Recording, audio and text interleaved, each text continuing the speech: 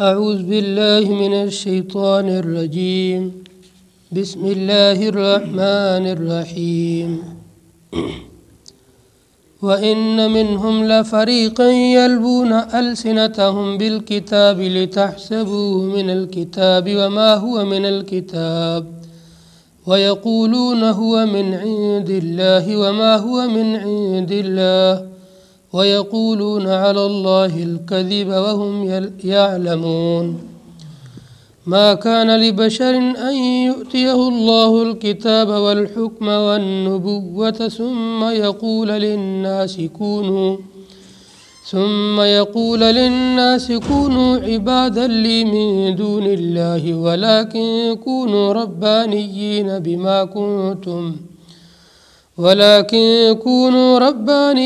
بما كنتم تعلمون الكتاب وبما كنتم تدرسون۔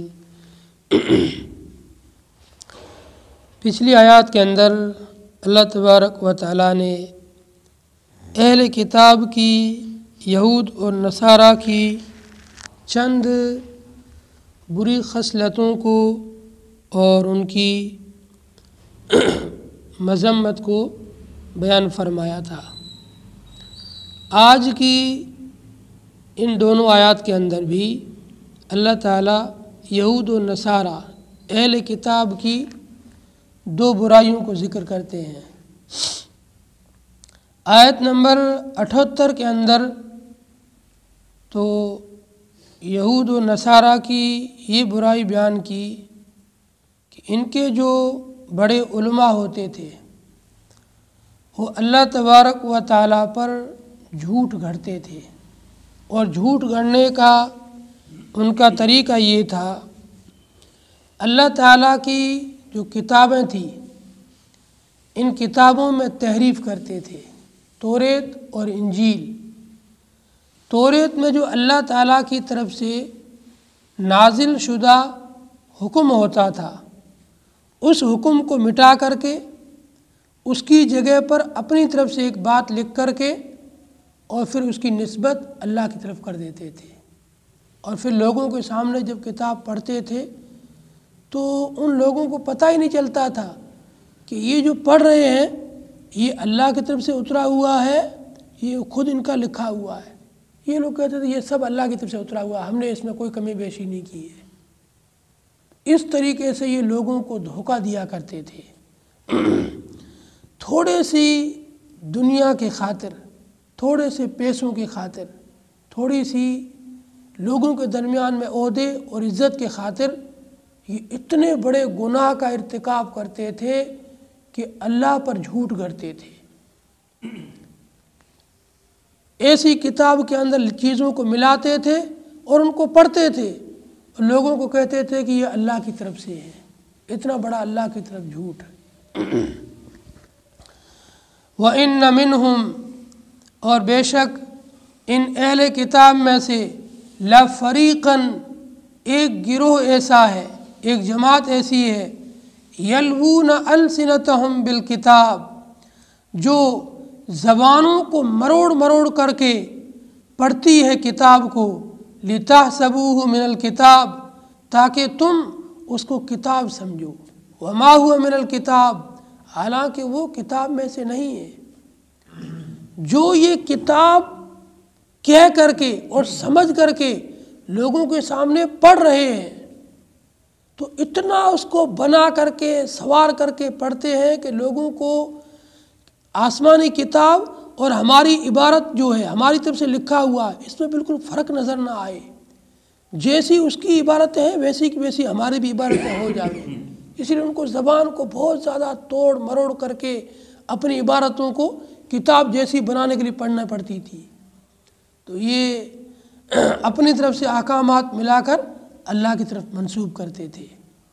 وَإِنَّ مِنْهُمْ، اور بلا شبہ اہل کتاب میں سے، لَفَرِيقًا، ایک گروہ ایسا ہے، یلوون السنتہم بالکتاب، جو اپنی زبانوں کو مروڑ کر کے کتاب کو پڑھتا ہے، لِتَحْسَبُوهُ مِنَ الْكِتَابِ، تاکہ تم اس کو کتاب جانو اور کتاب سمجھو، وما ہوا من الکتاب، حالانکہ وہ کتاب میں سے ہے ہی نہیں۔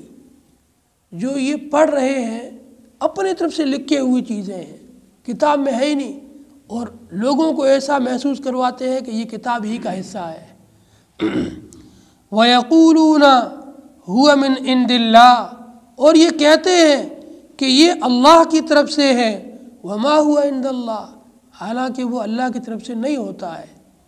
وَيَقُولُونَ عَلَى اللَّهِ الْكَذِبِ، اور یہ اللہ پر جھوٹ باندھتے ہیں، اللہ پر جھوٹ بولتے ہیں۔ وَهُمْ يَعْلَمُونَ، جبکہ یہ لوگ جانتے ہیں، انہیں پتہ ہے کہ یہ اللہ کی طرف سے نازل شدہ حکم نہیں ہے، ہم نے اپنے ہاتھوں سے لکھا ہے، پھر بھی یہ لوگ تھوڑی سی دنیا کے سمن کے خاطر، تھوڑی سی دنیا کے خاطر یہ لوگ اللہ پر جھوٹ بولتے ہیں۔ دوسری آیت کے اندر اللہ تعالیٰ نے عصمت انبیاء، اہل سنت والجماعت کا یہ موقف ہے، یہ عقیدہ ہے، تمام کے تمام انبیاء کرام کی جماعت ہر قسم کے گناہ، شرک اور کفر سے بالکل معصوم ہے۔ کسی نبی سے کفر اور شرک ہونا تو بہت دور کی بات ہے، کبھی کوئی گناہ بھی نہیں ہوا ہے۔ انبیاء کی جماعت گناہوں سے معصوم ہے۔ یہ لوگ نبیوں پر بھی جھوٹ گھڑتے تھے۔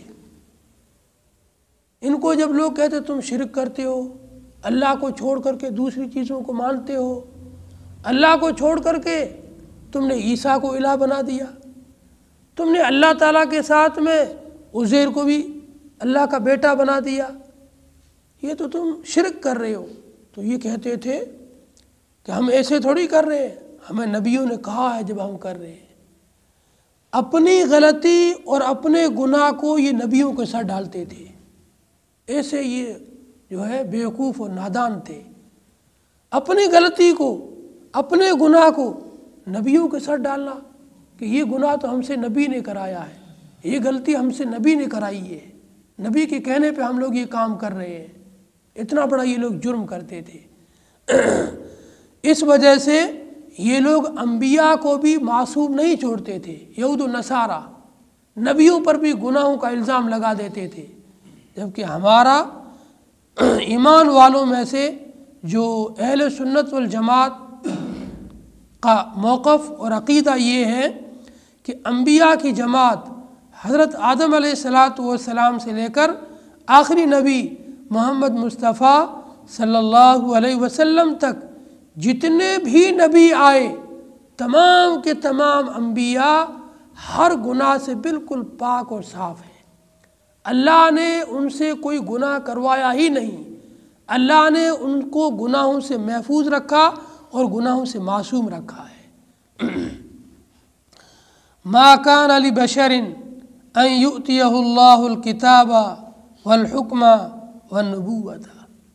اس آیت کا شان نزول اور پس منظر یہ ہے، جب یہ نجران کے نصارہ کا وفد نبی علیہ السلام کے پاس آیا، پہلے تو انہوں نے خوب مناظرے کیے، خوب مباحثے کیے، تکراریں کی، جب ہار گئے، شکست کھا گئے، کوئی جواب نہیں بن پایا، ہر سوال میں یہ لوگ ہار گئے۔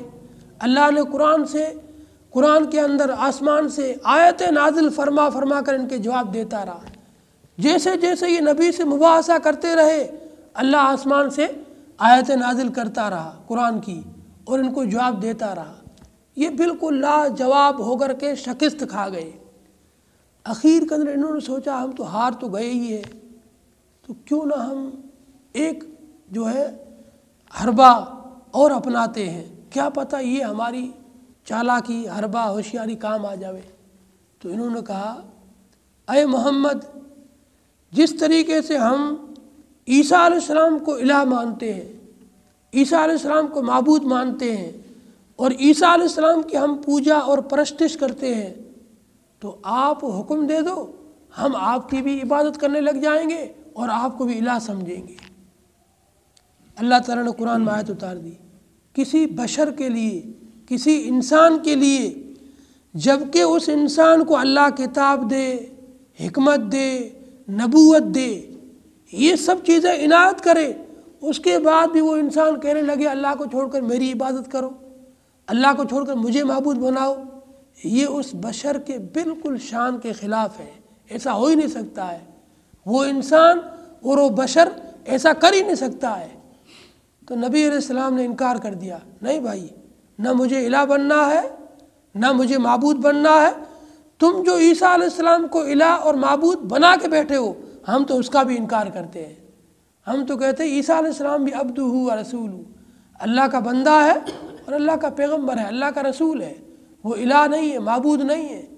میں تم کو حکم نہیں دوں گا کہ تم عیسیٰ کو، مجھے یا کسی دوسرے نبی کو الہ بناؤ، معبود بناؤ، اس لیے تم ایسی حرکت سے باز آ جاؤ۔ ما کان لبشر ان یؤتیہ اللہ الکتاب والحکم والنبوۃ، کسی انسان کے لیے، بشر کے لیے مناسب نہیں، جائز نہیں، روا نہیں کہ اللہ تبارک و تعالی اسے کتاب دے اور حکمت دے اور نبوت دے، ثم یقول للناس، پھر وہ لوگوں سے کہے کونوا عبادا لی من دون اللہ، ہو جاؤ میرے بندے اللہ کو چھوڑ کر۔ کہہ ہی نہیں سکتا ہے، جائز ہی نہیں ہے، اس کے لیے رواں اور مناسب ہی نہیں ہے کہ وہ ایسی بات کہے، نہیں کہہ سکتا ہے۔ ولیکن کونوا ربانیین، لیکن وہ تو کہے گا ہو جاؤ تم رب والے، اللہ والے۔ ربانیین کے معنی اللہ والے، رب والے، اللہ کے مطیع، اللہ کے فرما بردار۔ ہر نبی نے لوگوں سے یہی کہا، اللہ کی بات مان لو، اللہ کا حکم مان لو، اللہ کی بندگی کر لو، اللہ کی عبادت کر لو، بس میرے طریقے کو اپناؤ، میری عبادت نہیں کرنی ہے، میں تمہارے جیسا ایک انسان ہوں۔ فرق یہ ہے یوحا الیہ، میری طرف وحی آتی ہے اور تمہاری طرف وحی نہیں آتی ہے۔ وحی کی وجہ سے اللہ نے مجھے ایک زندگی گزارنے کا طریقہ دیا ہے، اس طریقے پر چلتے ہوئے تم اللہ کی بندگی کرو، اللہ کی عبادت کرو۔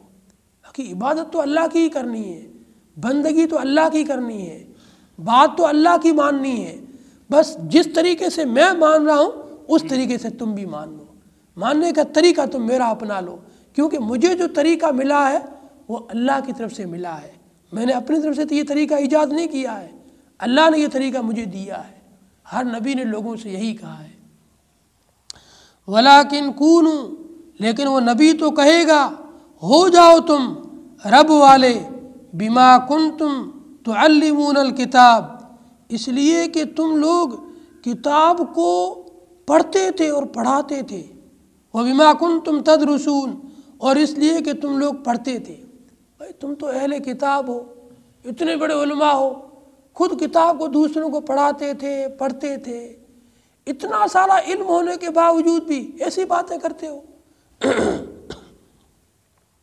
ما کان لبشر ان یؤتیہ اللہ الکتاب والحکم والنبوۃ، کسی بھی انسان اور بشر کے لیے یہ جائز نہیں، رواں اور مناسب نہیں کہ اس کو اللہ تعالیٰ کتاب دے، حکمت کی باتیں دے، نبوت عطا فرمائے، پھر وہ لوگوں سے کہے ہو جاؤ میرے بندے اللہ کو چھوڑ کر، لیکن وہ کہے گا ہو جاؤ رب والے، بما کنتم، اس لیے کہ وہ تو کتاب کو سکھاتے تھے، اور وہ بما کنتم تدرسون، اور اس لیے کہ وہ تو خود پڑھتے تھے۔